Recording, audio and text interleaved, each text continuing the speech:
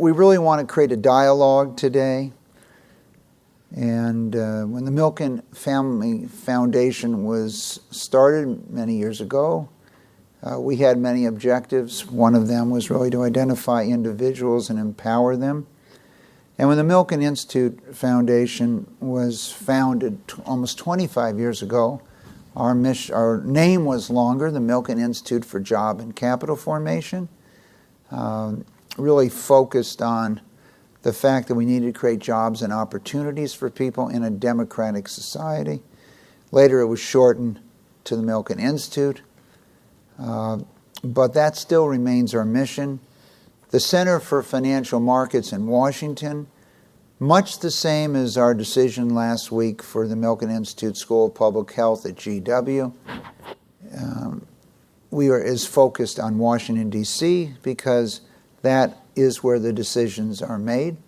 We can accomplish a lot here. We can finance a lot of activities. We can create new financial markets instruments. We can try to solve all the problems of the world. But today in America, what the government policies are heavily influence our success. And with that, I'd like to introduce the executive director, person who's running that center, Stacy Ward. Stacy? Hi, thanks everybody. I'm very honored to be here with such financial luminaries. And Mike's right to emphasize right from the beginning that the Center for Financial Markets is based in Washington. And we really believe in the power of financial markets to make the world a better place, to make people more prosperous, and to create opportunities for people. And what we want to do in Washington is to bring this to the level of policy. How can we inform policy? How can we raise the level of the political conversation in Washington around these issues, which are, as we all know, very complicated and hard to grasp? And so we organize our center around 4 pillars. One is financial markets education. So we're very focused on education of Hill staffers, of Congress, of regulators, of the press in Washington. We hold monthly briefings for the press, monthly briefings for Hill staffers. The second thing that we work on is kind of the strength of financial markets per se. And we think about that both in a U.S. context as well as in a developing country and emerging market context. Third is access to capital, which is, of course, an issue that Mike has spent all of his life working on, and we're very happy to focus on that through work on the Jobs Act and other areas. And last is, I think, something near and dear to the panelists up here with me, and that's the power of financial markets and the way that finance professionals think about problems to bring a financial architecture to bear on solving the other problems that we care about, be it global warming or health or the search for cures for prostate cancer. So that's what we're focused on at the center. And as part of that dialogue and part of that educational process, we do these kinds of events. And so I'm very happy to invite you all to this event with financial luminaries. And I guess I'll just introduce everybody on the panel, and we'll start with some broad questions, and then we'll end with maybe a specific question for each panelist, and then we'll open it up to you folks, and you can ask the panelists any questions. So we have some fathers here up on stage with me. We've got the father of the options market, the father of the mortgage markets, the father of the high-yield fixed income market, and just as importantly, my boss, and the father of the futures market, who will be here in the future, as you can see. So let me just start by Myron. In your Nobel Prize interview, you said that one of the most important things to focus on and the most important thing to get right is what is the right problem to work on. And so I just want to ask everybody, what do you think is the right problem to work on today? And I'll start with you, Myron. It's obviously in my own work in that I tend to try to think about puzzles and trying to solve puzzles and model them. And I think, but in a general sense, I think that really the biggest problem to work on today is to think about how uncertainty affects our models and how we tend to deal with things. Because basically we assume that we have the information set is just very complicated and very large. There's tremendous amounts of information, and we have to model that information, and we have models, but the models all have errors. And so the more interesting question is, how do we use the errors that we have to learn, and whether we use the error and it's an error and we ignore it, or we use the error to learn. And a lot of, I find in the regulatory side and the financial market matters that you were referring to, is that people tend to not realize how to deal with uncertainty and how to use uncertainty and how financial markets tend to help reduce uncertainty and allow us to grow. And so if we think about, if I would make it more focused, I think one of the biggest problems we have in our society, and how finance was going to help solve these problems, is the trade-offs that we now have with the promises that we made to the old and the promises that we have made to the young, and how to satisfy the interaction between the old, whether it's in healthcare, pensions, and then the young in terms of education, housing, and having a society in which we are going to be able to grow and use financial markets to function accordingly.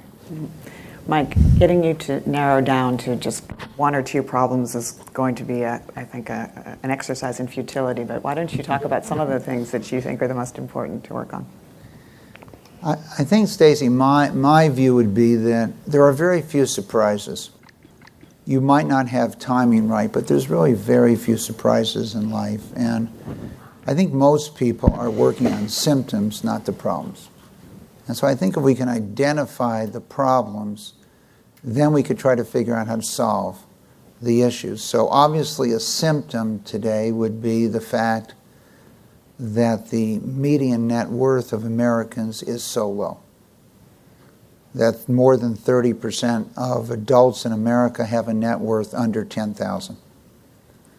That median net income in the United States of median net worth is a fraction today of the UK, Japan, Italy, France, and even Greece.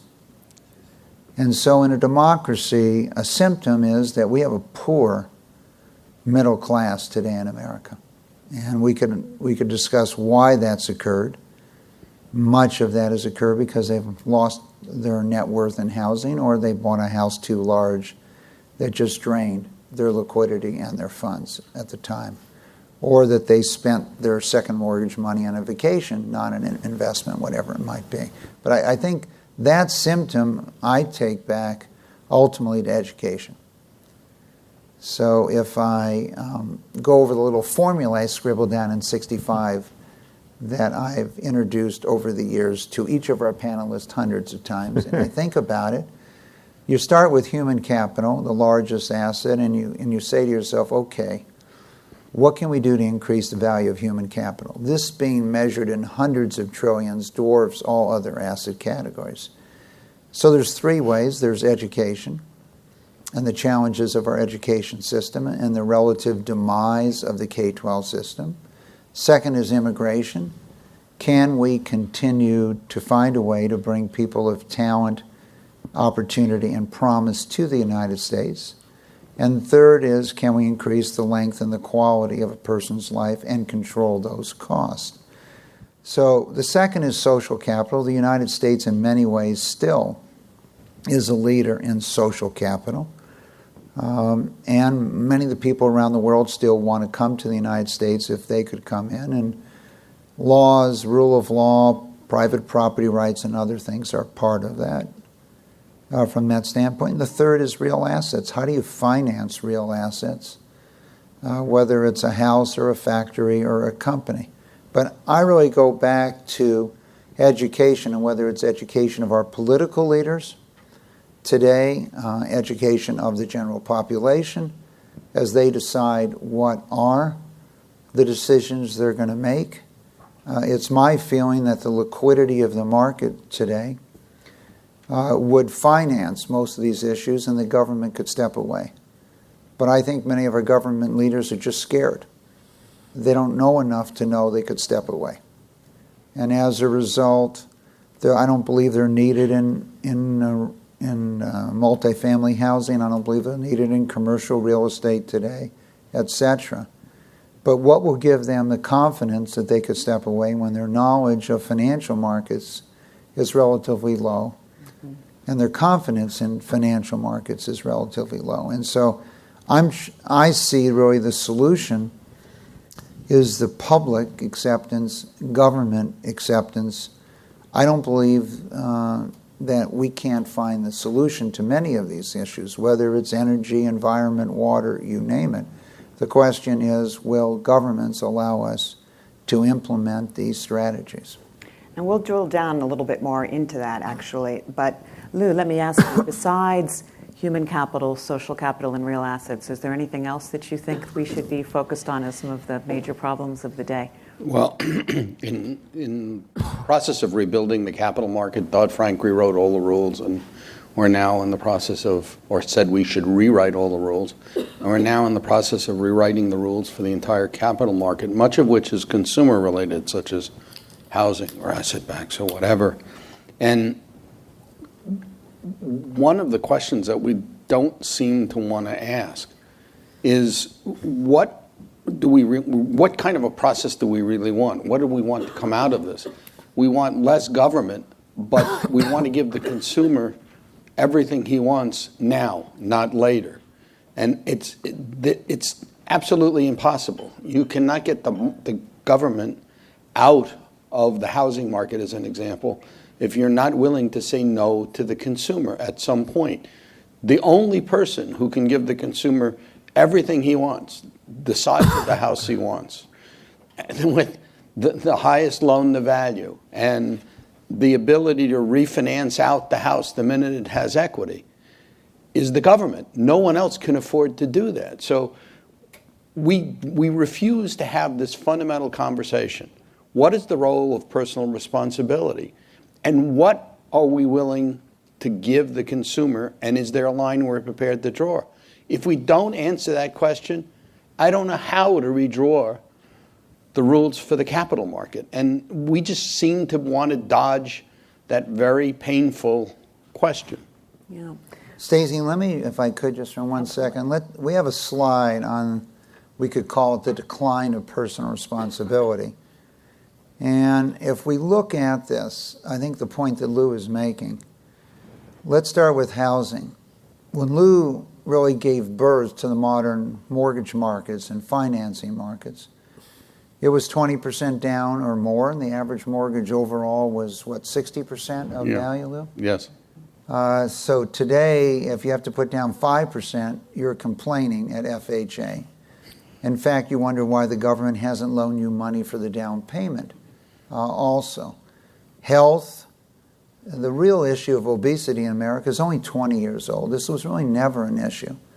So I'm not responsible any longer for my own health. Education, the dramatic difference between the United States and Asia. In Asia, education is a consumer product. Second largest expenditure by the middle class is education. Here, it is one of the lowest expenditures by the middle class, 2%. 25 times as much on housing and transportation in the U.S. And as a result, these are issues that Lou has talked about, and I think in a democracy, the question really lies, what is the issue here that will get you elected? That's a political leader. And what can you say no to? It's the same issue that everyone faces with their own children or their relatives sometimes. You have to say no. The government, because of financial institutions imploding, said no at Fannie Mae and Ginnie Mae. But they had a reserve category called FHA, and I'm sure, Lou, you could talk about at length here. So they just unleashed FHA, and it was under HUD. And so they, in the interim, essentially in many ways financially bankrupted FHA by doing an FHA what they used to do in Ginnie Mae and Fannie Mae. So the question is, in order to be elected, is anyone willing to say no at the government level? And I think the other area that we're seeing in this responsibility that Myron, I'm sure, is going to talk about is when you have an entitlement, whether it be a pension medical benefits. That doesn't mean it's pretty easy to promise something that you can't afford. Now the question is, whose responsibility is it? And I think we've all seen here that a number of the public pension funds have notified their state legislatures that they need 5, 3, 8 billion, whatever it might be, in perpetuity to meet their unfunded promises they've made. And whether it's a school district, whether it's police, fire, whether it's public employees, whether it's teachers, who is going to stand for those promises that on a mathematical basis can never be met? And I think these all come back to the theory of personal responsibility that Lou is addressing. Yeah. We're fully staffed. The father of future markets has arrived in the present, so we are. The future is now. The future is now, as they say. So let me drill down a little bit into some of the themes that we've talked about around personal responsibility and the role for policy, and ask you as finance professionals and economists. I mean, economists don't agree on a lot of things, but one thing that they all do agree on is that people respond to incentives. And so can we talk a little bit about the right incentive structure, be it at a policy level or a household level or a firm level, and what can policymakers do to make sure that we have the right incentive structures to care about and to solve the problems that we need to work on, be it unemployment or the environment or housing or the other things that we've talked about. And can I start with you, Richard? Sure. Well, Richard, I think one of the things that was a major issue in our country in the 80s was acid rain. Yeah, and movies, etc. And obviously you were central to much of those efforts that we talked about at the Institute. Yeah, essentially the single word answer is to price it. Okay, if you really want to change people's behavior with what economists would call externalities, is to put a price on it, be it clean air, clean water, and that will incentivize in the same way that it does with food or growing soybeans or corn or wheat, or which one is the relative value. In the United States in the 1980s, acid rain was a tremendous problem. You may recall that even Michael Douglas made movies called Black Rain. I mean, it was a metaphor for everything that was wrong in the United States. And we had grown up, and we do forget that Pittsburgh was like Beijing, and Gary, Indiana looked like these cities at the time. And we had a choice, or policymakers had a choice, simply to have a command and control device, which basically said everybody, no matter what their circumstances, had to lower pollution by 10%. And then the alternative would be to lower it by 10% and then let each person achieve the goals in whatever way, including buying somebody else's reduction. So if Michael generating power was very good and his cost was low to install technology, he could produce 20 or 30%, and he'd now have a price on that. He'd say, I'll sell my reductions to Richard Power, who's not too good, who has to build a scrubber, a plant to clean the flue gas, and we would establish a price. He will sell them to me, I will buy them. He is incentivized to reduce as much as he can, and I'm happy to buy it if the price of those reductions is lower than the technological cost of reducing it physically. And that program resulted in a reduction from 18 million tons down to 3 million.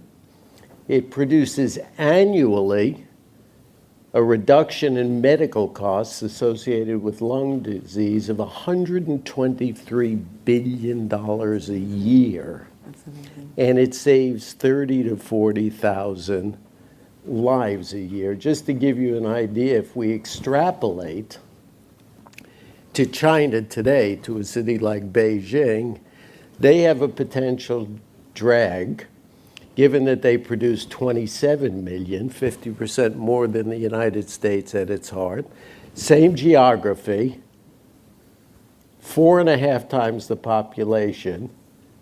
So if you take that 123 billion, you're talking about a drag on future health costs of $0.5 trillion to $1 trillion a year just from acid rain as a contingent liability on their GDP. Yeah, it's amazing. And all I have to do is price it.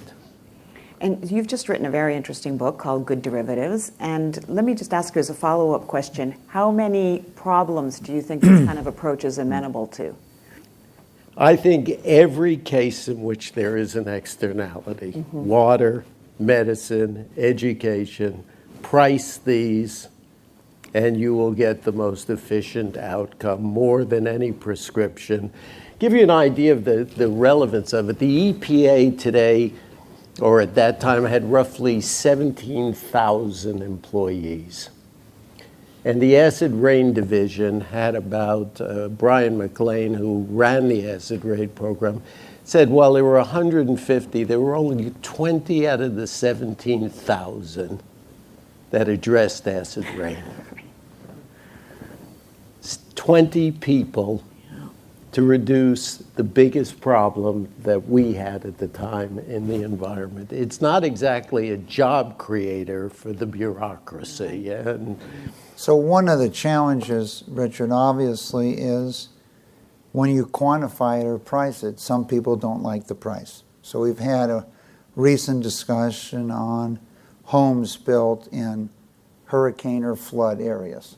So what is the real market for your flood insurance? And what would your premiums have to pay? And once you discover what it is, then people say, well, they don't like that number. You know, I remember I was watching one of the financial shows on television and pointed out that, okay, these were the unfunded pension funds, and you needed to get 12% of your money for the next 40 years in order to fund them. And it appeared to be an impossibility with governments yielding 2.5%. A lot of people would like to get 12% of their money if they could compound for the next 40 years. And one of the members of Congress pointed out that they recognize what math says, but they just don't believe it. They know it's okay, and that's just math. So I think there's always a challenge when you price it to understand what the reality is. What does it mean? And I think the flood insurance recently, when it was actually priced out, you could see how people reacted because the price of insuring those homes was so significant. You know, yeah, I think you have a real difficulty today, Michael, in the U.S. We did, in fact, rescind the price increases the Congress did in its infinite wisdom of flood insurance. And curiously enough, you'll be interesting to learn that concomitantly, Berkshire Hathaway is withdrawn totally from the catastrophic insurance. So you have a country that's got $550 million in policy surplus in the direct insurers. If Sandy had made a right turn... Billion, not million, right? Billion, sorry. If Sandy had gone right and actually hit New York, you could have had 500 to $1 trillion in losses. Theoretically, one event could have taken the insurance industry, and I think you have the same ingredients in that sector that you had for the banking crisis. State regulated and very simple. If we were to go out today, what would be our policy as business people? You'd go and walk the San Andreas Fault, you'd find the riskiest spot, and you'd write as much premium as you could. Then you'd go down to Florida, find the riskiest place, write the premium. The storm, you live it out for 4 or 5 years and you have no events, you build up equity, and you have one event, you have a free put to the state government, because there's no governor that is going to let a massive weather event wipe out the home ownership of the state. So you have a free put in any catastrophic area to the government. So, you don't have any desire to price the product appropriately and to manage the risk. Right.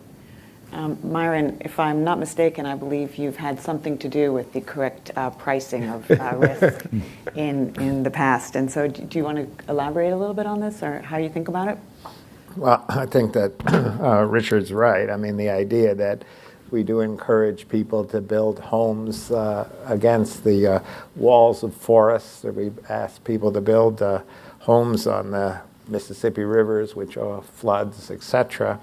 We haven't priced the options correctly in how we are doing these things and what it implies. And we basically, the problem that I see and how to address is the idea of the short term versus the long term, which you bring up, is regardless of when you're a politician or you're voting for your constituents, etc., it's always easier to think that if I can support the entitlements that Mike referred to in his slide, and that basically I can carry them forward, then I have an option to come back, and be able to finance these later on. And so if there was some way to create the right incentives by valuing these contingencies or these liabilities and have them articulated, and then it might create a different incentive in terms of who's going to pay for this and what the real cost is if we had to put this in a budgeting framework as well. And Lou, let me ask you about the incentive structure of the mortgage market. And do you see how both you and Mike have written about how the government incentive structure has really left us with a almost completely government-owned now mortgage market? And how do you see a way out of this? And do you see how do you? There is a way out of it if you're willing to make decisions. The trouble is we don't seem to have the will to make the decisions. I mean, but it's not simply housing. You could look at multifamily and you get the same outcome. In other words, remember, the person who's creating the incentives or the disincentive, in a sense, is the government. And we have the strongest multifamily demographics in history, even much stronger than what it was for the baby boomers. So the need for rental units, affordable housing, workplace housing are extraordinary. And what happens is the government, who subsidizes the system through, Fannie, Freddie, FHA, used to require a certain number of the units that they insured to be basically a percentage of median income. That forced the system to produce workplace housing.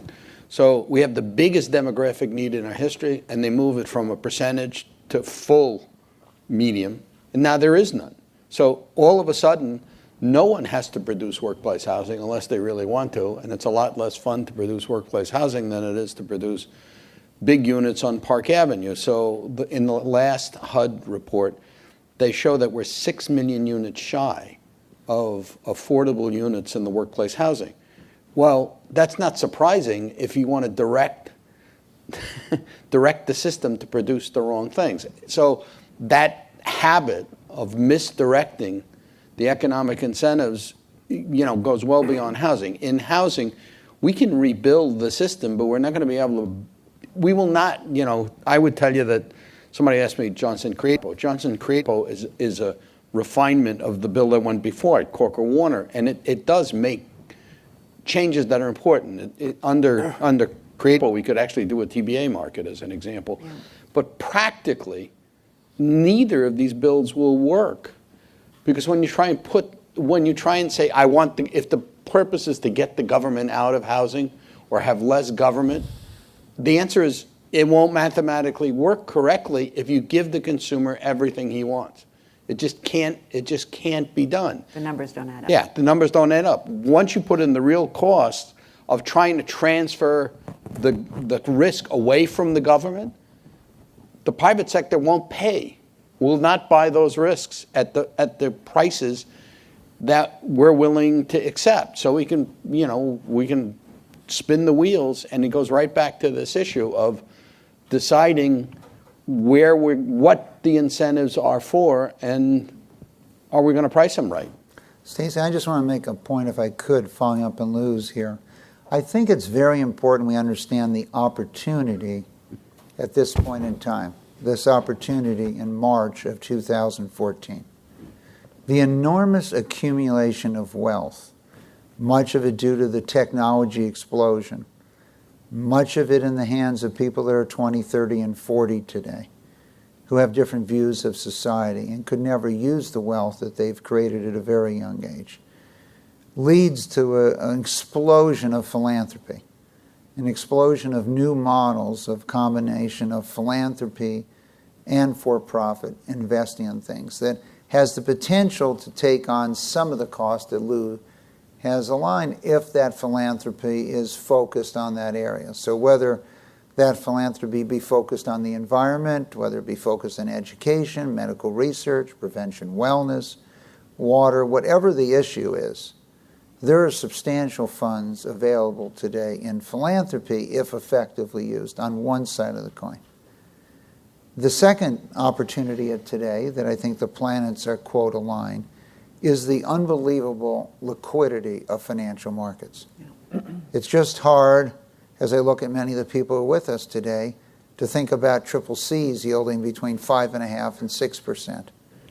You know, the average PIC holdco, the average at the low in 09 traded at 25 cents on the dollar. And the PIC Holdco Anonymous Association got together and said, we will never buy another PIC Holdco again. Never.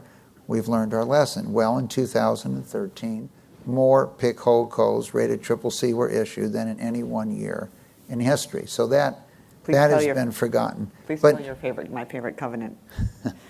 Okay, so we can, and as anyone knows today, all covenants are being eliminated, and Stacey's excited about the covenant that if you do liquidate the company and move your money to the Caymans, you have to notify the creditors within 2 years of transfer of the money. So that's real, by the way. It's so not a joke. the covenants, Postcard. the covenants are gone. The liquidity is there, and to me, between philanthropy and worldwide liquidity, you could solve many of these issues and you could get the government out. And I'd just like to switch, if I could. I see one follow-up. Yep. I just want to show one thing and Okay, I'll let it sure, go. sure. For you. So 1969, I scribbled down this idea of the cube, the financing cube, when I was back east. And I was thinking, okay, how do you finance a company? What is the right way to finance a company?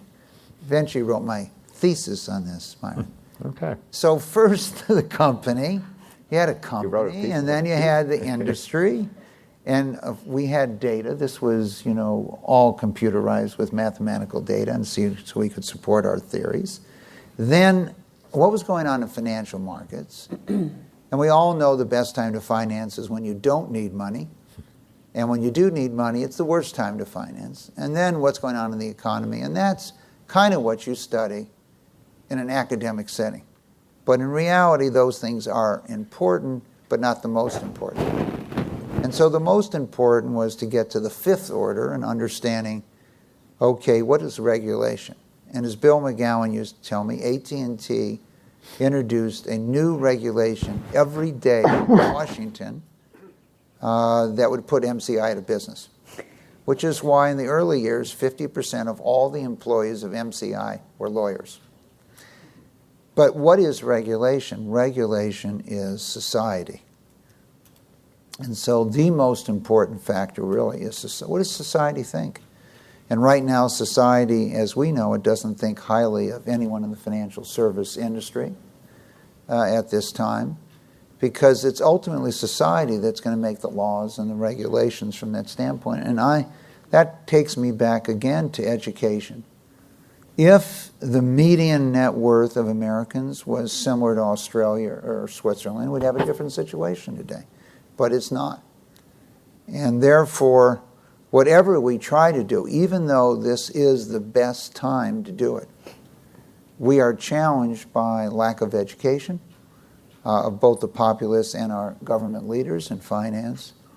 And we're challenged by the fear of a relatively poor lower middle and middle class, that if you pulled away their safety nets, what would happen to them, their children, and their life. And so I think that's why the theme today is one of inequality from that standpoint. Myron, I yield the floor. No, go ahead. I was just going to say something about the issue relating to the point you raised in terms of measurement. If we're going to have these younger people involved in philanthropy, they want to be able to know how to measure output and how we have value for what they're investing in terms of philanthropy. And there's a big debate now among these younger people that I've talked to how to actually figure out ways to measure what so the idea of prizes, but that's a very dedicated output system as opposed to more general problems that you were raising that are going to be hard to measure. So one of the things that involved in what the financial market program is going to be involved in is actually thinking about how to set up ways in which you can measure the benefits of this. And you've done it in part in comparisons geographically to what we have in the United States, but also over time, what we're going to be able to achieve by education, and then through education being able to measure output from. We have a few people in this room who are among our country's leading real estate investors with us today. And I'm not sure, looking at two of them right now, whether they realize that by setting up those credits for SO2, that you're also increasing property values in those areas. So you want to increase the property values in Beijing? Okay, just clean up the air and you'll increase the property values in Beijing. But the effects there, particularly in the northeastern part of the country, from eliminating many of the deficits that they had in air quality, also at the same time was a place you'd be willing to live and ultimately increase property values. And I would say the same thing, Myron. The increase in education, it was not measured. We don't take and measure human capital that as a person goes through early child care, elementary, middle, and so on, what is their increase in human capital, their future earnings potential? We do measure it. On an individual basis, we measure it on a macro basis, but what is the benefit to housing and the society, to improving educational? One of the challenges that's occurred in Los Angeles has been, because of the educational system, the difficulty of getting companies to move into LA where their employees would live in the LA Unified School Districts instead of in Thousand Oaks or another community with a different school district. So the measurement of what we might call social capital is one, and I think you've raised a very interesting issue. Whereas this issue was not raised by, quote, many of the philanthropists of the past. The people from Silicon Valley and many of our leading philanthropists today are asking, can you quantify? And I know Rich DiTizio at the Institute is an area he's working on, but can you quantify what the output is of your request for our philanthropy? And I think that investors are very comfortable wearing their investor hat, and they're very comfortable wearing their philanthropy hat. And now they're being asked to wear their investor hat and their philanthropy hat at the same time. And can you shed a little light on how we might be able to wear both of those hats and measure outcomes to the extent that an investor would need and have the impact that a philanthropist would want?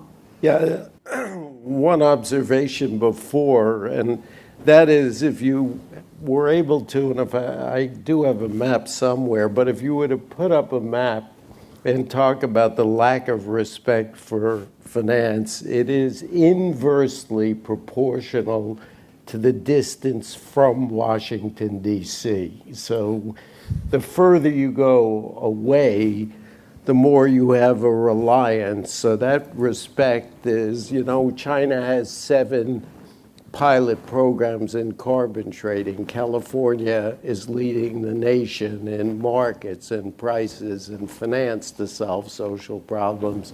Europe is doing it. The closer you get to DC, the further away from that precept that you get. So you get this inverse relationship. Richard was still on the board of the largest electric utility in America? Yes. You might talk about, one of the areas we focused on is, okay, you want power. Let's move power from one part of the country to other transmission lines. Why don't you tell us what the real world's like in that area? Yeah, this is a wonderful experience. This is American Electric Power, and I chair the finance committee, and so we've got an annual spend of about $2.3 billion a year, most of it for environmental compliance. But we really thought there was a very simple arbitrage. We could produce electricity in West Virginia at 3-4 cents a kilowatt hour and sell it in Virginia at double or triple that price. So the idea is you build a transmission line from West Virginia to Northern Virginia, all of 85 miles.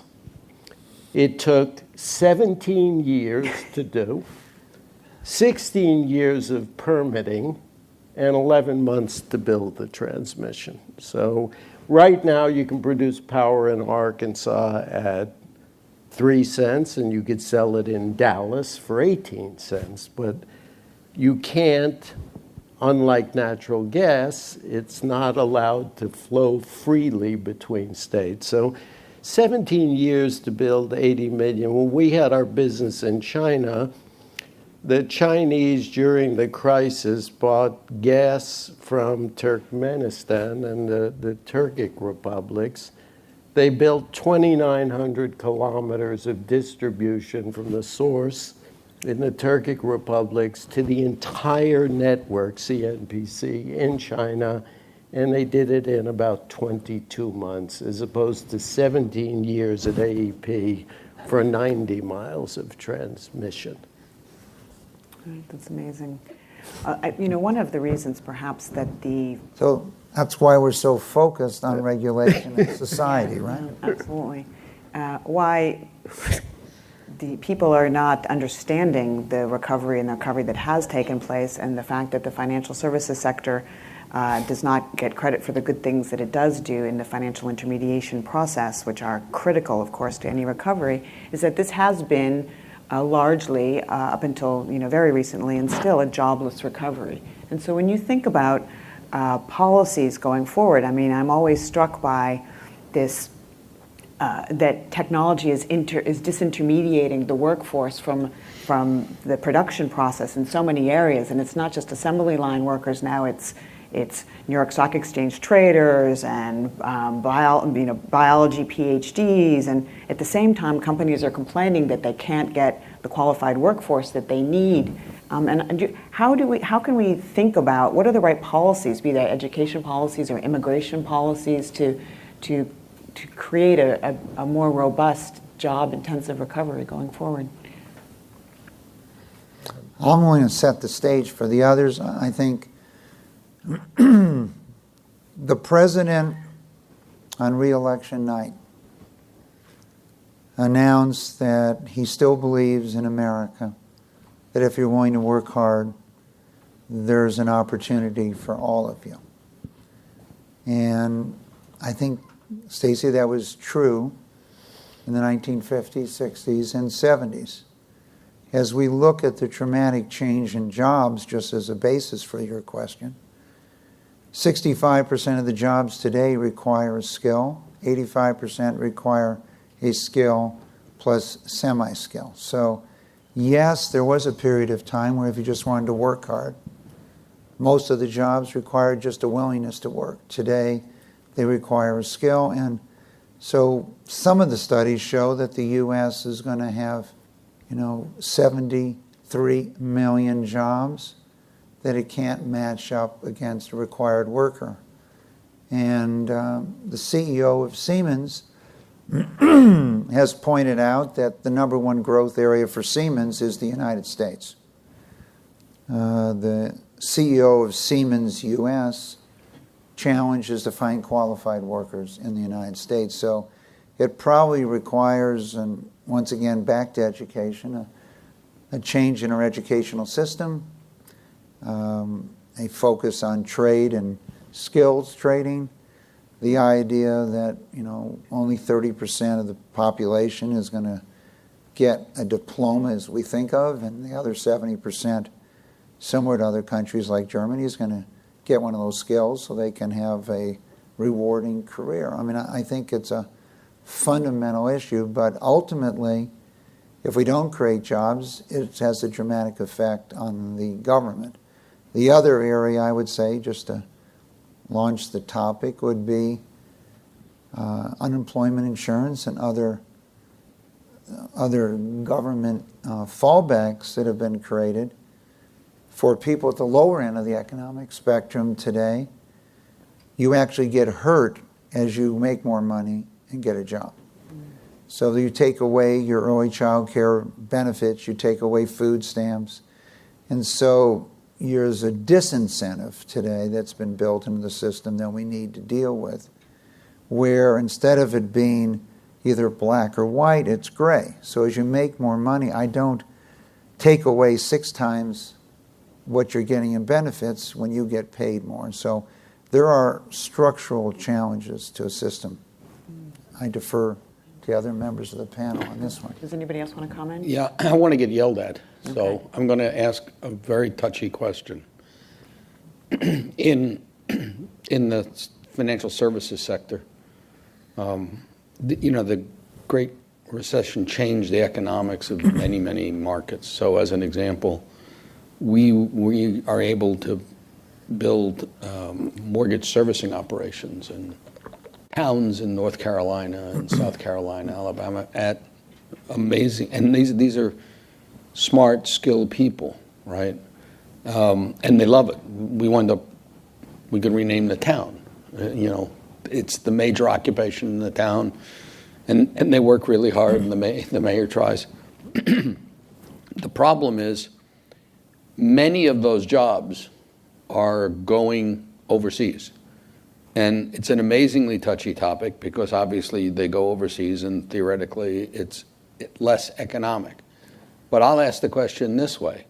If those jobs are government guaranteed paper, think about it. We're now going to transfer maybe something like $7 trillion of servicing. That's on government paper. Ginnie Mae, Fannie Mae, Freddie Mac. And we're now doing it, we're now moving the multifamily stuff. That's Ginnie Mae, Fannie, Freddie, offshore. These are real jobs, and there is a lot of them that could easily stay here because training for this kind of stuff is very doable. We certainly have the infrastructure. We certainly have the technology. So, and I'm stuck on the horns of a dilemma myself. I sit there and I say, well, globalization, we should go wherever it's the cheapest, okay? But I'm not sure that that's true if, in fact, this is all the government's paper. It's all the taxpayers. I don't really know what the right answer is, but I know we should have the conversation simply because it's the citizen who's, in effect, footing the bill on one side and losing the job, in a sense, on the other. So, I said I could get myself in trouble. It's very easy for me to do that without trying very hard, and this time I actually tried. Richard, did you? I think it's really interesting because it's far more pervasive. I was in India recently, and they started a treasury bond futures contract, and the head of the central bank is the University of Chicago guy, and so they're talking about doing away with the problems that we had, Lou, in the S&L business in the 80s and trying to introduce asset liability management. They don't mark long-term governments to market, so it's fine until the curve inverts. Yeah, we went to that movie once. We went to that school. But the interesting thing was a friend of mine said to me, listen, you wrote a book. Why don't you go out to this place, and give a little book talk? I set up a company there. And so I fly to New Delhi, I drive out, and I'm looking there, and it's belching smog. It's heavy as India is. I can't see. They're driving on the wrong side of the road. Cows, It's kamikaze, heaven. And I get into this shopping center, and I said to myself, why did I say yes? What made me do that? And I go upstairs, and there's nothing. It could have looked like the trading room of any place. And he's got 500 high-frequency traders, making markets in beans, German bunds, Eurodollars, Euribor, and the average age in the audience is 27. So the high-frequency traders, the algos. And I wrote this book and called it Good Derivatives, and I asked for a show of hands, like, do any of your parents know what derivatives are? And they said no. And so they are 27 years old, making markets in every single thing that you can go. So the job thing, even financial trading, given microwave technology and what is going on, we are even exporting the things that the government likes to hate now, like algorithmic trading. And it's going to India, and he's about to expand to Singapore because it went from London, where the prices and the rents were too high, to Delhi, where the rents are starting to catch up. You can pay a trader in Delhi $12,000 a year and give him 20% of the bottom line, as opposed to London, where the bonus pool is 40%, and you're paying him $150,000. So we think finance is immune. Yeah. And that's a very, very naive assumption, given the world of electronic trading. Can we export the regulators too? No, you export. They're all sitting there with Black Scholes formulas, tattooed on their arms, and they're using everything that Myron taught us years ago, and they're sophisticated. And he just went around, this guy, 5 years ago, and he hired the best graduates of the best engineering schools in India that knew nothing about trading, physicists and mathematicians, master's degree, and their families love him because he pays the traders $15,000 to $20,000 a year plus some incentive. But actually, in economics, obviously, if you want to be the most efficient person, then there's always going to be someone more efficient, whether it's in producing clothing or in trading, and things will move around the world. But where a society tends to grow is figuring out how to, which is the education issues that Mike was talking about, is you have to go up the value chain. And that's what we tend to be doing now more so in the United States, is going up the value chain. So Siemens doesn't have the technicians, that can run the robots or fix the robots or make the robots more efficient. But basically everything we're doing in our society is trying to make things more idiosyncratic and more, and that is more and more high technologies. So we're insourcing a lot of that and continuing to outsource many of the other things which are routine and just could be done more efficiently somewhere else. So the main point is that you have to respond. If markets are telling you this, if markets are saying that we're going up the value chain and continue to go up the value chain, then basically you need more education so you can have the next Black Scholes models or the next algorithms or whatever, so we can add lots of value or new innovations in housing, in finance generally, or other activities. So you can't castigate things that'll add lots of value. Agreed. and bring But what do you people. do with all of the unemployed who won't be able to go up the workplace? I mean, there's some Well, we have balance. Well, I think the overriding factor, Lou, that we don't recognize, and I think I want to juxtapose the late 1960s. The guru of the late 1960s was Paul Ehrlich. He was at Stanford. Right. Those that were in that academic, intellectual environment of the late 60s, Myron, as you remember, we were going into an ice age. We weren't into a heat wave. We were going into the ice age that was going to be worse. I had a good friend who was a student at Columbia. He was a scientist, engineer, and they were working on taking lava and dropping it on the Arctic to try to warm the Earth. Okay, so these were some of the scientific challenges of this period of time that we're looking at.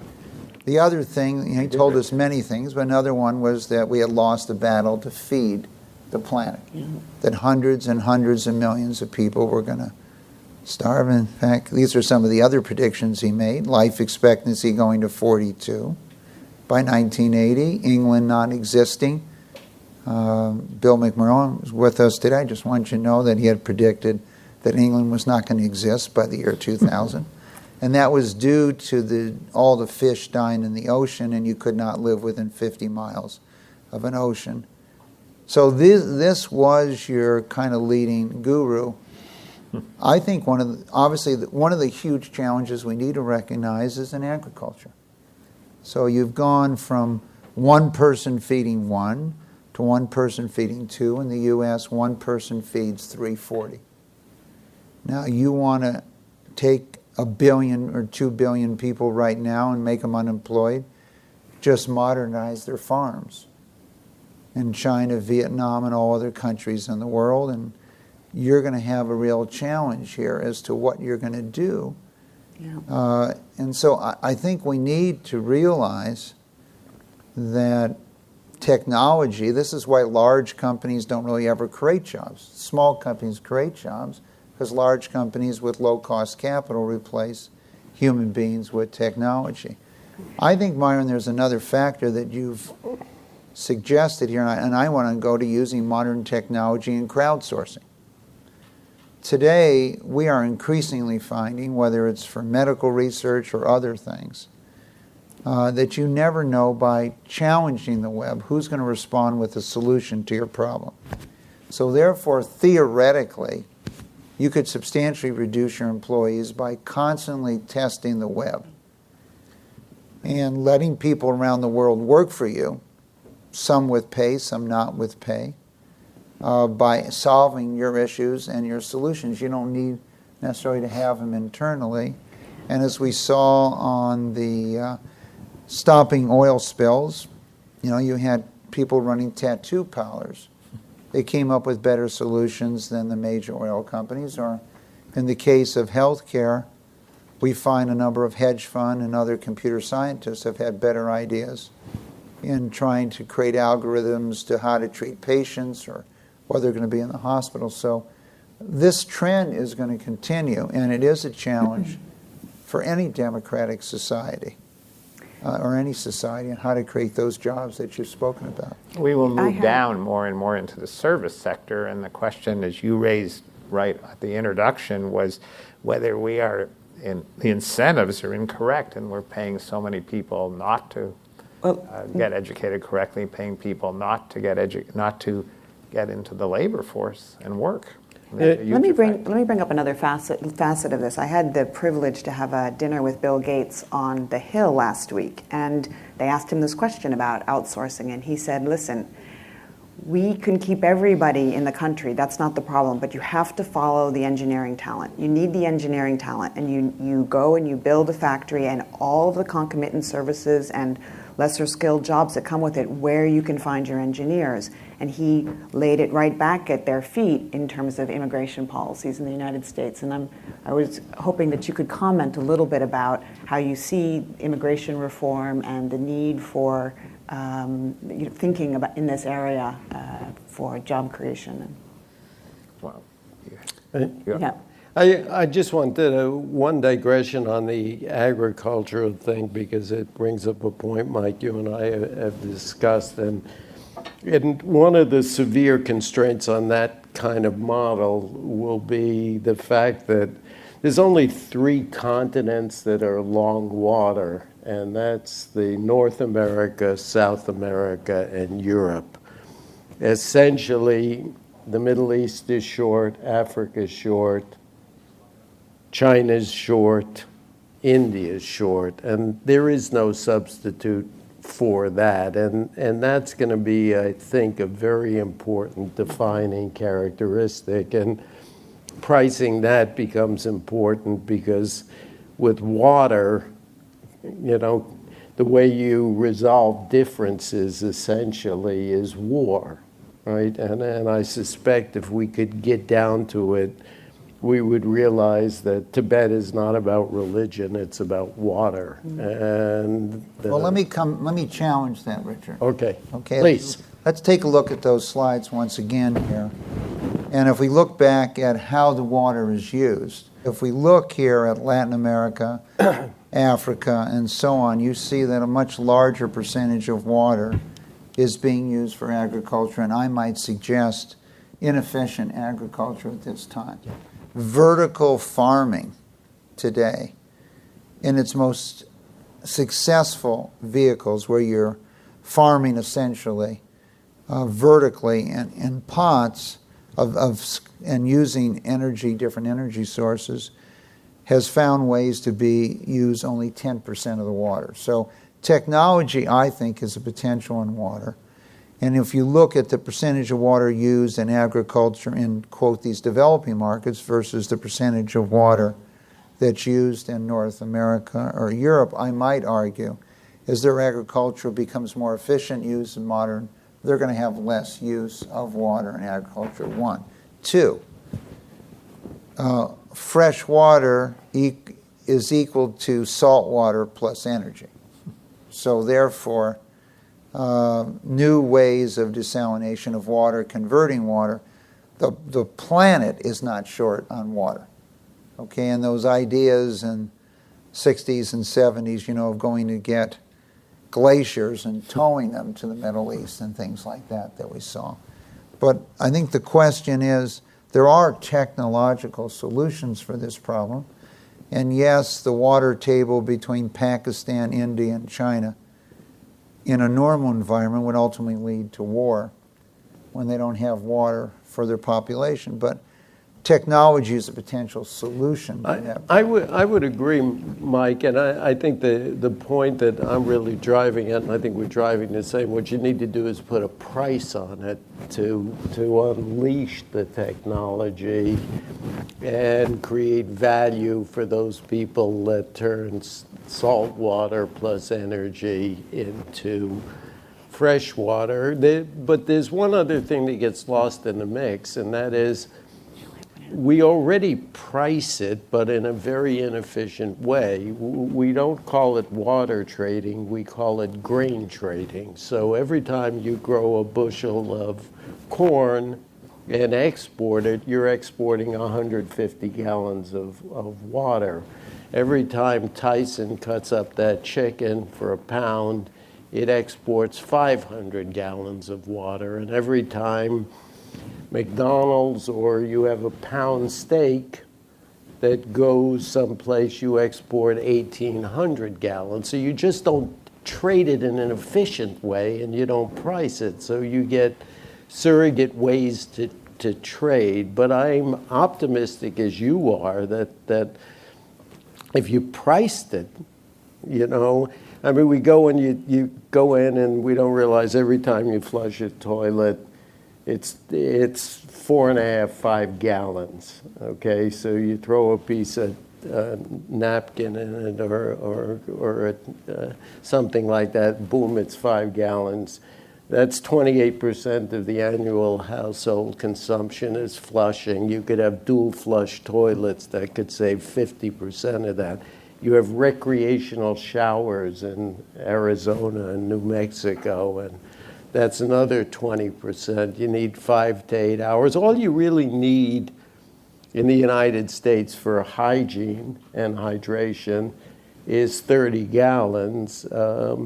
Albuquerque has a per capita. Albuquerque, which is in a desert, has 175 gallons per capita, down from 225, and all you need is 30. So if you could somehow price that recreational or non-waste stuff, this country would be able to be far more productive, and you wouldn't be having the kinds of drought situations that we have in California. I think, I'm just Richard, going to take these away here for.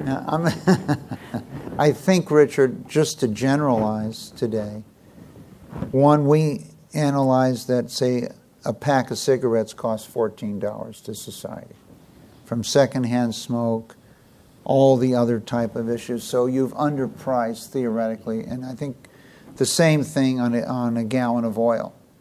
Cost of a gallon of oil is $13 to $14 because we don't factor in aircraft carriers and other things from that standpoint. And so I think the message you're driving home in everything is if we priced it, if beef, chicken, grain, etc. was priced with the raw materials, we would substantially increase those prices, which would change the incentive and pattern to use those elements. And we just have never properly price these issues. But I would come back to the discussion earlier we had on flood insurance.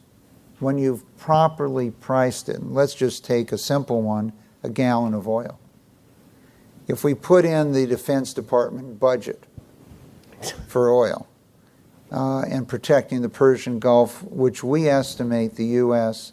has spent since the oil shocks of '74, between $7 and $8 trillion defending shipping lanes in the Gulf. So you could think about had we said, okay, we're going to spend $500 million in technology to eliminate the need to protect shipping lanes in the Persian Gulf, whatever it might be, we'd have a lot of our best and brightest still alive today, among other factors. And so the proper pricing, I think it sounds like a message from everyone on this panel. Not a surprising message. If we could really price it, we might be able to change incentives dramatically.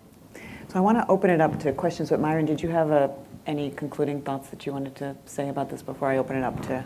Right. Well, obviously, I mean, if you have the prices are not correct, then you're going to have actions that are taken that are personalized and not necessarily internalized. So there's two parts of pricing. One is the pricing that you have, which is underpriced because of policy or public policy, and the other is because of externalities. And so we're mixing those two things together. So some that have externalities. So I don't mind the chickens being exported if our prices are incorrect. Okay, we're producing chickens, but if at the same time the chickens cause there to be a lot of waste that are not priced in, then that's a different matter. So there's two dimensions of pricing that create incentives. So I agree that and there's a lot of political reasons why things are not priced correctly. Okay. So let me open it up to the floor. This is your chance to ask the greats of finance any question that you'd like. Well, or also, Stacy, areas that we should be focused on. I think part of our effort here is really where are the initiatives or ideas, whether it's air, water, environment, Or whether it's education. food or education or healthcare. I think we are really focusing on new financial structures and new markets. Yep, that's a fair point. Yeah. We've got a mic for you. Thank you. Uh-huh. So my question is on pricing, and sometimes there is pricing, it's just not transparent.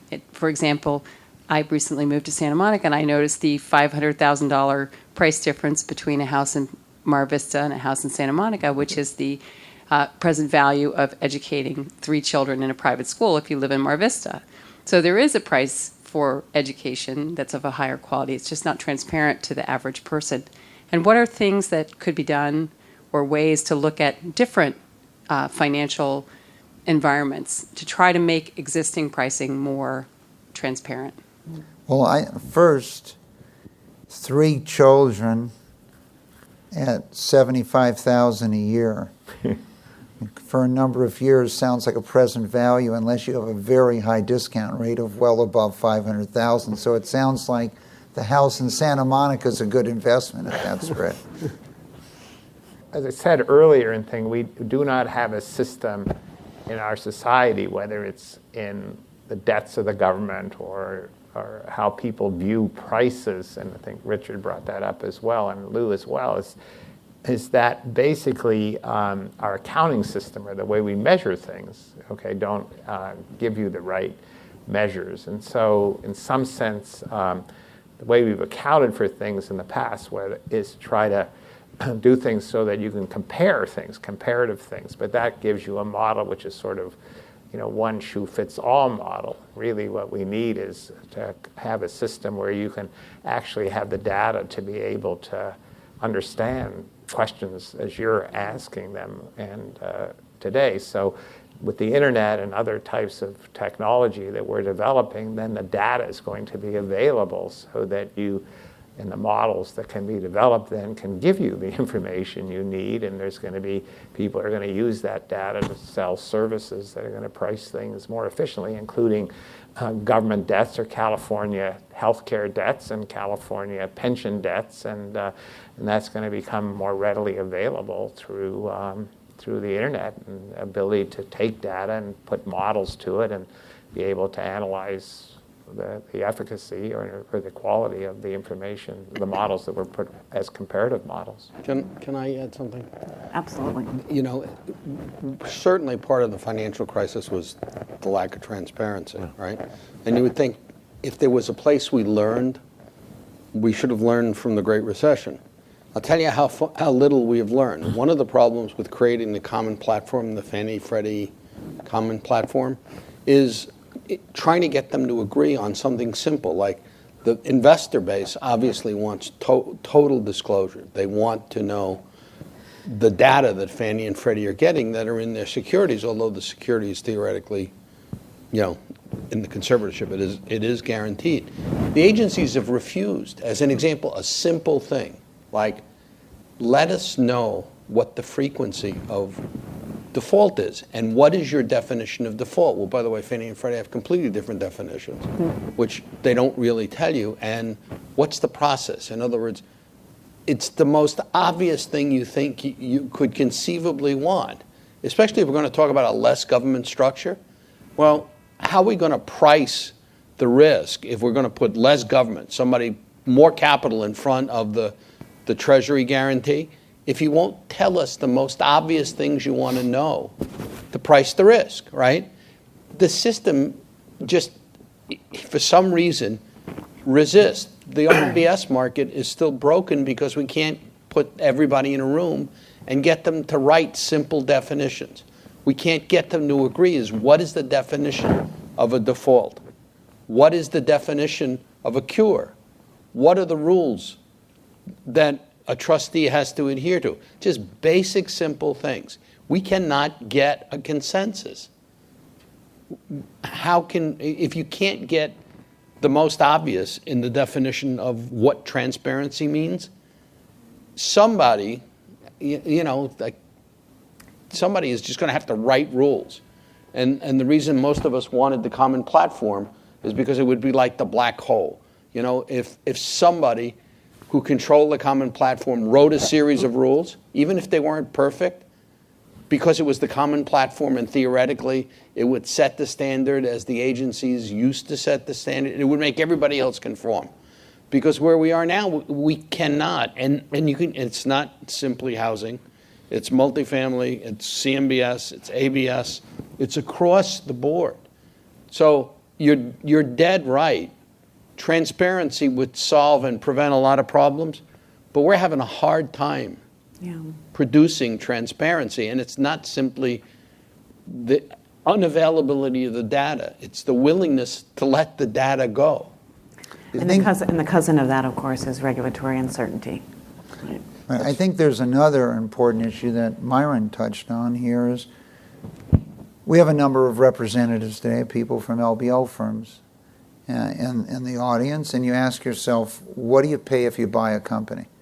Have you taken on their liabilities? Have you taken on their unfunded pension? Almost all the companies that are created in the last 10 or 15 years do not have essentially pension obligations, do not have medical obligations if the people aren't working for you. And they're worth more than those companies that do. And it's not just pensions and medical, it's also liabilities. What about environmental liabilities from the past, etc.? And so in attempting to analyze the worth of something, we don't say, boy, it's worth less because they have this, so we could quantify. And I think when you have a measure on the ballot, we don't tell the electorate that if you pass this measure, the state, your city, your community is going to be taking on X number of dollars in future liabilities. They're going to have to be met based on certain rates of return. So there's a lot of transparency in understanding what ultimate value is and valuing that asset. I think there's another trend. One thing is that if the data were available, then it's possible that you can build models and you can have competing models. So if the state or city says this is this, okay, and it's not, then you can immediately have more information which could deduce what it is worth. So in some sense, and you're optimistic about that. Oh yes, very I definitely. mean, if I wanted to cite a really simple example of transparency, if you look at school board elections, very few people vote. A very, very low percentage of the population votes for who's going to be head of the school board. If the population understood that the school board could obligate the community or city to billions of dollars of future liabilities in health care and pensions, maybe more people would vote in those school board elections with the power of those few people to potentially obligate your community in the future. So I think that there's another significant transparency, and I think we've talked about it here, and it's much harder to quantify, and that's technology transparency. One of the themes that was brought up today is the fact that storage capacity is infinite, cost is going to lower and lower, transmission costs are going down, telecommunication costs are headed to zero, speeds are increasing. What does that mean to the potential obsolescence of your product or your service, whatever it might be? And so the risk on those areas, one of the areas that we're increasingly focused on and was the cover of the last Milken Institute review, were drones. So if you look at parts of the world that Craig McCall, who's here, and I spoke about, decades ago, where didn't have wire lines, they don't have to have wire lines if they're going to mobile. And if you look at Africa today, where 80% of the people in Africa have mobile phones, up from 2, they ask themselves, do we really need to build all those roads we don't have? Can we just use drones? Can we make delivery on drones? And so delivery systems are potentially going to change dramatically here. And so I think a very hard thing to quantify is the change in risk to any enterprise or way you're doing something or infrastructure due to this technology today, and how it's going to affect your business or your way you're conducting your activities, and how fast it's going to obsolete potentially what you're building. So it's very difficult to quantify. Mike, just there, because I think the question of transparency is really at the heart of the matter, and there are two elements of the question.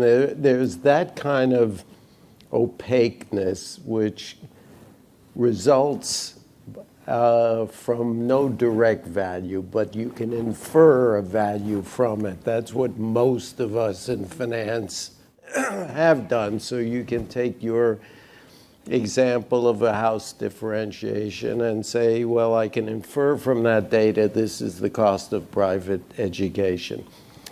That's a lot of that at the consumer level is really something I think that the Milken Institute is doing, and I, as a fellow, am proud to be, is economic education that goes. And on that very trip to India, I went to a related one. I went to the wedding of one of my colleagues, and in southern India, in Chennai, and an eighth grade kid came up to me and said he knew I was an economist and he wanted to tell me what he was studying in his accounting class. They didn't answer.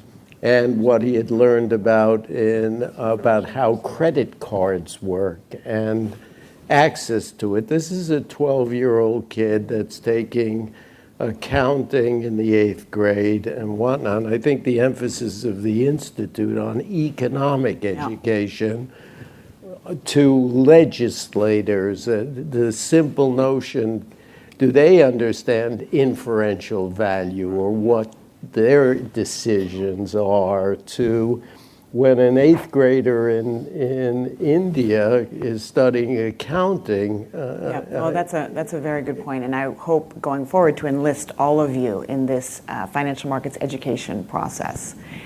But we have one of the things that you're saying is interesting. I mean, transparency is a wonderful word, but it's all the data. But you have to have a model to analyze the data. You can't just have transparency, because you can have full information, but you can have no value.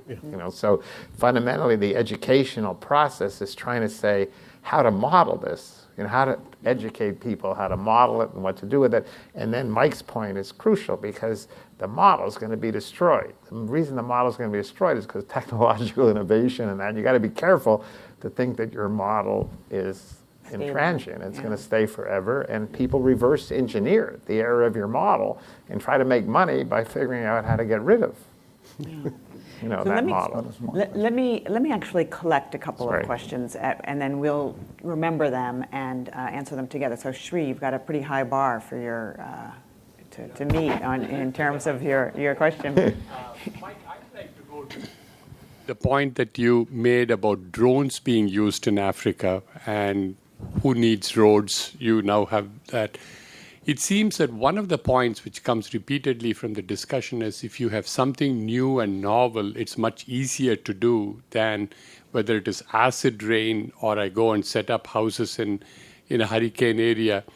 That is all established. Or Loof, going for that matter, the Obama administration has talked about reforming Fannie or Freddie, government getting out of it after the 2008 crisis. It's so embedded in the system you can't get out. So do you really need something novel like the drones? Do you need something like lack of phones in India for mobile phones to work well? Do you need scarcity to get more transparency? Okay, let's collect a couple of more questions. Does anybody else have something to ask before? Yeah. Yes, sir. I want to go back to the topic that you and Mike just touched on a minute ago, and it was talked about by Richard in terms of consensus, et cetera. To me, it's not about just economic education. It's about a basic literacy, because when Myron talks about you have all this data but you don't have a model, it's great that you and others may be educating legislators, and it's great that maybe people in this room are educated. But the bulk of society, and I think this goes to the issue brought up earlier about the role of government versus the role of the individual, does not have that recognition. And while there's been a huge emphasis, appropriately so, as someone who's educated in engineering, on science and technology education, trying to push that down at every level, and there's an emphasis by the government on getting high speed to underprivileged neighborhoods, I don't think across the board there's much financial literacy. No. So Mike and I have a mutual friend in the entertainment industry very bright couple, I think, have close to zero personally financial literacy. A place like Stanford, the number one major today is computer science. Yeah. And I'm sure there are plenty of economics majors and political science majors who may have some financial literacy at Stanford or at Harvard or at Yale or at Northwestern or at Duke. But I think when you look at the widespread of society, very educated people don't really understand the basics to be able to deal with the data or the models. So my question is, how can we all work not just to educate, but really across the system? Because ultimately, those politicians, if educated, will only respond if their constituents believe in that issue. Meaning, it's great to educate, for example, let's say Maxine Waters, here in LA, who's been on the banking committee forever, I believe.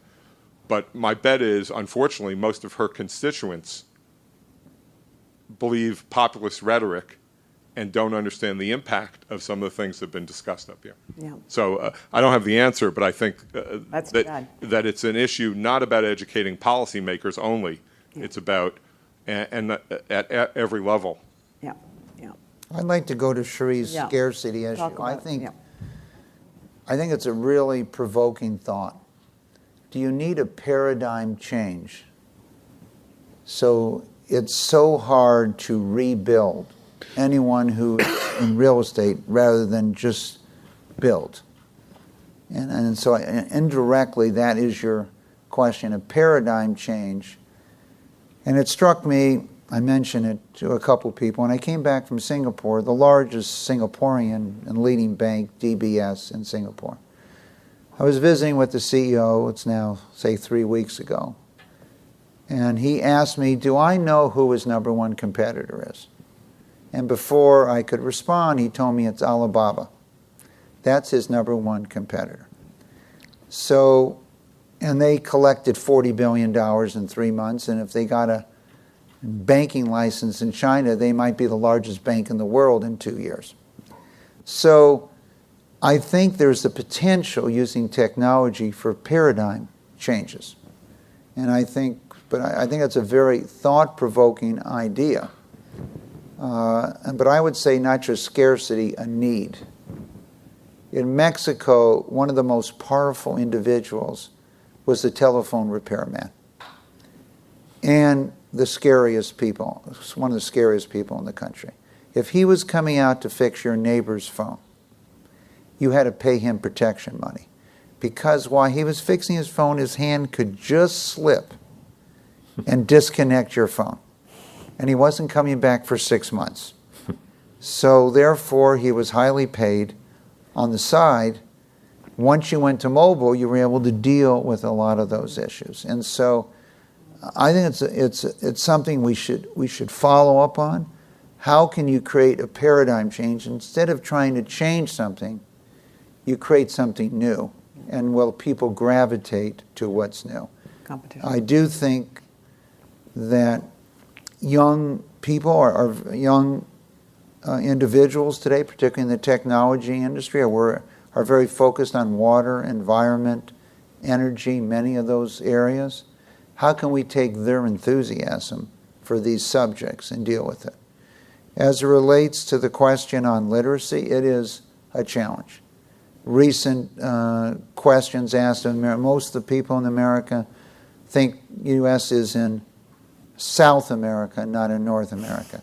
Here we have a literacy test that was recently given to U.S. executives. Average score was 38%. Majority of U.S., these are business executives, could not distinguish and explain the difference between profit and cash. Most of them could not tell you the difference between the income statement and the balance sheet, and 70% could not define free cash flow. So that's just not John Q. Public. If you want to look at it at a different level, how the public reacts or what they think today, 33% don't pay their bills on time. This is an issue that was raised by Lou. If I don't have to pay my mortgage, then maybe I don't have to pay any bills on time. Well, if I don't pay my mortgage, I can actually pay all the rest of them because it's the biggest number anyway. So, and the guys it takes so long for them to chase me on the mortgage that I can basically, pay everything else and have positive cash flow anyway. Steve Mnuchin's with us. What is the foreclosure rate in New York City today, Steve? New York State? New York, New Jersey, and Florida, you basically cannot foreclose. I mean, it's a 2 to 4 year process. Okay, so... and Maryland is forever. It's 4 years in New York and Maryland. By the way, it's not a surprise. In California, the housing markets have rebounded much more significantly because you've had quarterly turnover of foreclosed homes. Can you repeat so it gets on tape? Yeah, why don't you repeat, Lou, what Steve has said so we get it up on... Oh, I'm sorry. So Steve was saying that Steve Mnuchin, chairman of One West Bank. Yeah, in certain states like New York, New Jersey, and and Florida, it takes a very long time to foreclose, anywhere from 2 to 4 years. New York, it's actually a little bit more than 4 years, as an example, versus most of the other states where it's less than a year. And there's an absolute correlation between the bounce back from the Great Recession. Those states which have been able to clear the inventory because they've been able to move the foreclosures through the system have come back much more aggressively. And the markets are, in fact, if not totally stabilized in some of them, there's a supply-demand imbalance the other way. We're in those heavy foreclosure states. It's still very rugged going. I mean, and so it's not in anybody's economic best interest. The number of people being benefited to the disadvantage of everybody else in the state, that's the way it is. And Ed DeMarco, as you know, who the former head of FHFA, had the gumption to threaten some of these long foreclosure states like New York and Florida with charging them a bigger fee to get government guarantee, because it wasn't Fannie and Freddie had the same problem. They could not foreclose in New York State for 4+ years. So they lost more money on a given loan in New York than they did on a given loan in California. So Ed DeMarco had the temerity to say, a pox on your house. You guys in New York and Florida, you're going to pay me a bigger fee because I can't foreclose. How did that work for him? He's no longer the head of FHFA. So I think we think of these things as isolated. I think it's very important.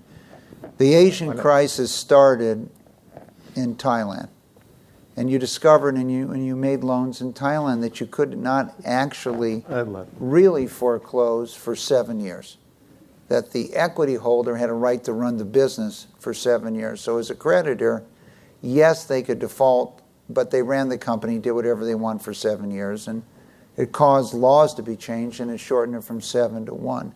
But I think if we look at the general knowledge and the general view of the public related to finance, I think we have an enormous challenge today of how to educate not only our leadership, but 42% of all individuals, when asked questions on finance, gave themselves either a C, D, or F. 55% thought it's acceptable to default on a mortgage if they no longer can afford their monthly payment today. So you can see how this has changed the system. And I would just cite one example. One of the individuals I had financed owned a series of newspapers. And I was with him one day, and I took a copy of the business section that day in one of his newspapers in local towns, and I said, "Aren't you embarrassed by the headline on your business page?" He said, "No, I'm not embarrassed. We get very few complaints. We get most of our complaints on the sports section. Okay, if a writer doesn't have his facts correct, we could get 1,000 letters, okay, that you've written something, that the right fielder has a good throwing arm and he doesn't, okay, and 1,000 people will write. If they're unsuccessful on the sports page, we move them, if they're a good writer, to the financial section. So this is a challenge. And You know, if the chairman of the Federal Reserve can state that no one ever lost money loaning money to sovereign countries, then everything, in my opinion, is open for discussion today. And that is why, Stacey, I go back to this issue of society. Society ultimately is going to decide who our political leaders are.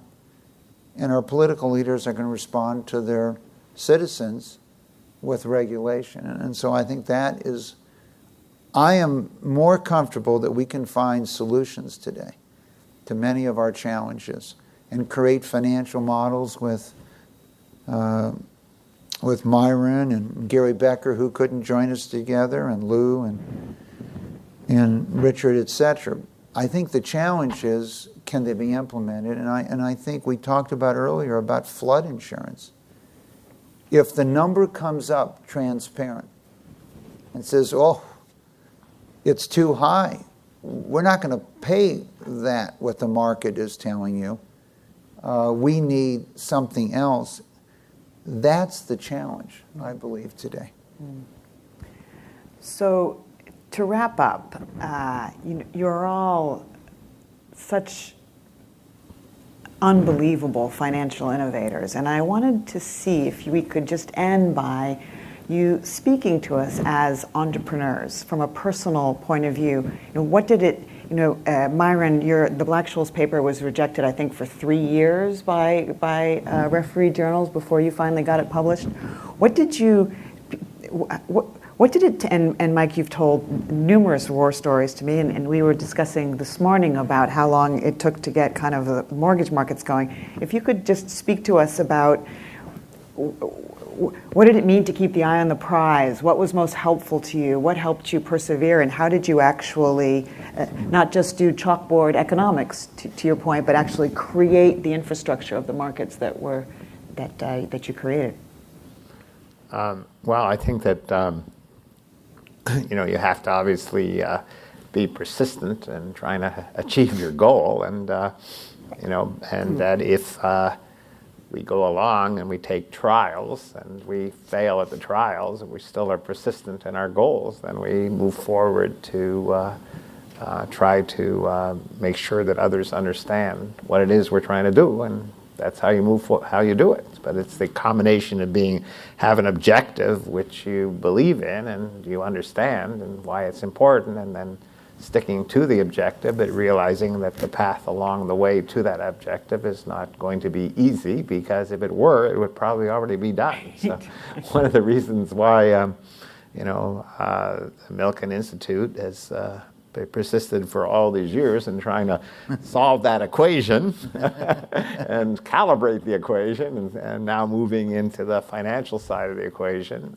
more so, is because whether it's literacy questions or whether it's the tyranny of the status quo questions that were brought up in previous questions, that basically the objective is to have a more competitive allocation of resources and a more efficient allocation of resources and have a growth situation. But if it was be done already, then there wouldn't be a need for all these things, and that's what the fun part of creating things and doing things are. I think, Stacey, if you have a passion for something, to me it was the shock value of the Watts riots that really shocked me. It was the middle of the civil rights movement, and the idea that a person didn't have access to capital based on ability, and then a person actually, watched the factory he worked in burn down and did nothing. It was so irrational.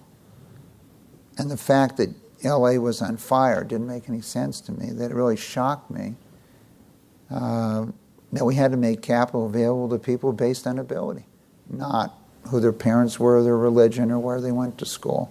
And if we didn't, there'd be a lot more cities on fire if people didn't think they had a chance to fail. And I think one of the real focuses of America is that a person has a chance to fail.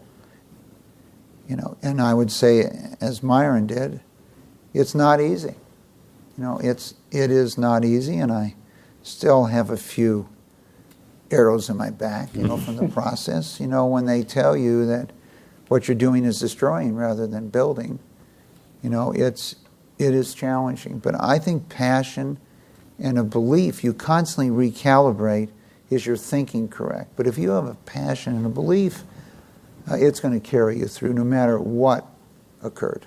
Okay. And if, there's a very famous quote from Abraham Lincoln on this thing, which he basically said, if everything he did was wrong, that 12 angels swearing that it was right wouldn't make a difference. And if what he had done was right, every newspaper in America essentially saying he was wrong wouldn't make a difference in the end. And so, and I think that is unfortunate, but I think when you look back over history, most people, particularly artists, don't ever really receive their positive feedback during their lifetime from that standpoint.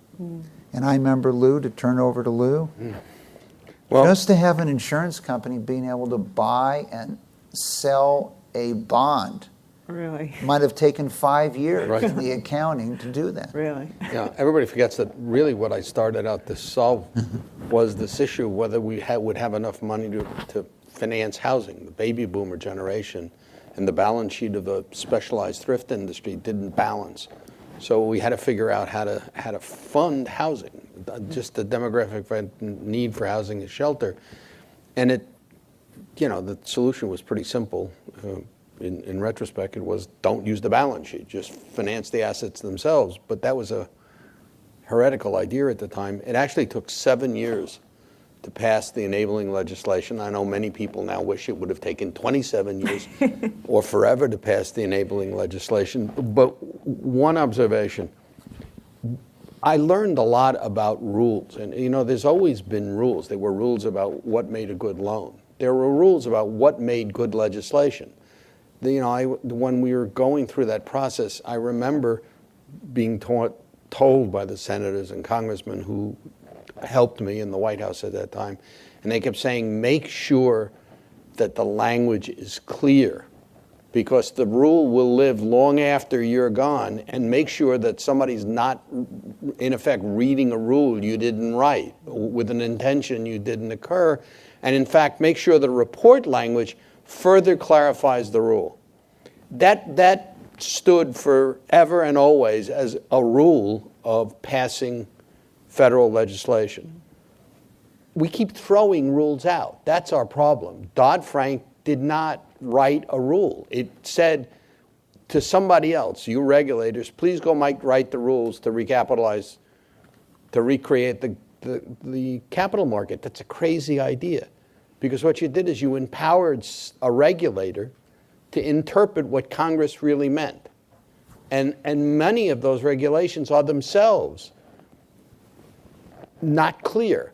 So for coming generations, we'll be reinventing what Dodd-Frank really meant. And then we created the Consumer Financial Protection Board, which has absolutely made sure that they will protect every consumer from himself regardless, okay?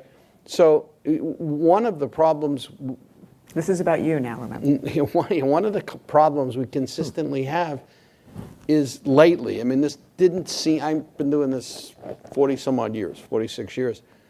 Maybe it's my age, but it didn't seem to be. We seem to have had a respect for rules that had existed for a long time. Now we just routinely ignore them and go off and do things that have no historical precedent and assume that they're going to be right. And that's the most powerful lesson I've learned. Okay. Richard.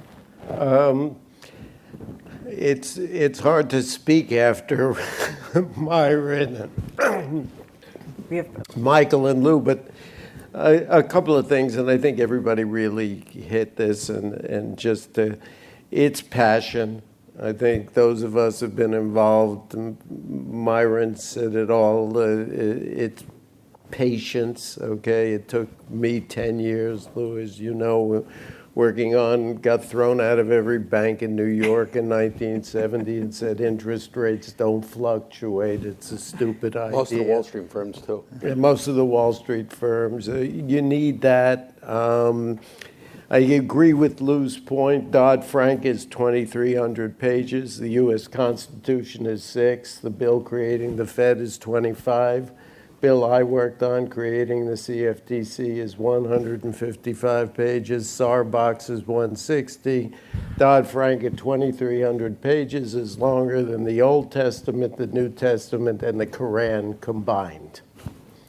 Now, what does that tell you when a piece of legislation is greater than the rules that govern the behavior? We live in a kleptocracy, which is formally defined as that the governed serve themselves and their friends at the expense of the governed. So you have to, I think Sri's point was perfect, you have to look at where the rents are, who is going to make the money. When I was working on climate change, I asked a person in Washington who everybody would know in this room, but whose name shall be not be kept anonymous. And I said, I want to come in and show you what I did, what I got right and what I got wrong in this climate exchange. We're running on monitoring and verification and how you do it, accounting, how you allocate these rights to emit. And the answer I got was, we don't speak to anybody until after we write the legislation.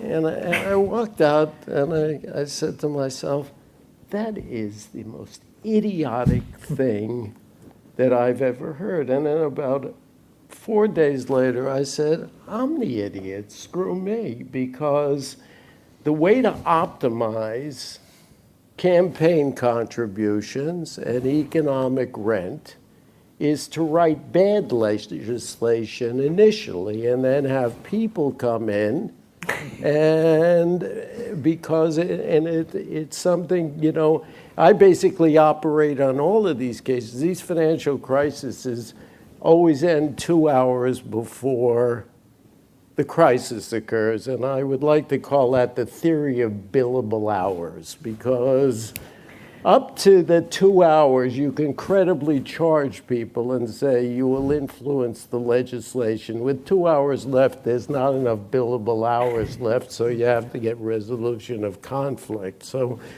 I would suggest that Sri's point, you got to do, and I think what the Milken Institute is doing, and what, you know, you got to go in there and educate. You got to be prepared to have a long lead time and a deep pocket to be able to affect change. But I am still, in spite of all of that, incredibly bullish on this country, its ability to reinvent itself, and I'm really proud to be part of this group and a fellow again at the Milken Institute, because I think if anybody can do it, this organization can.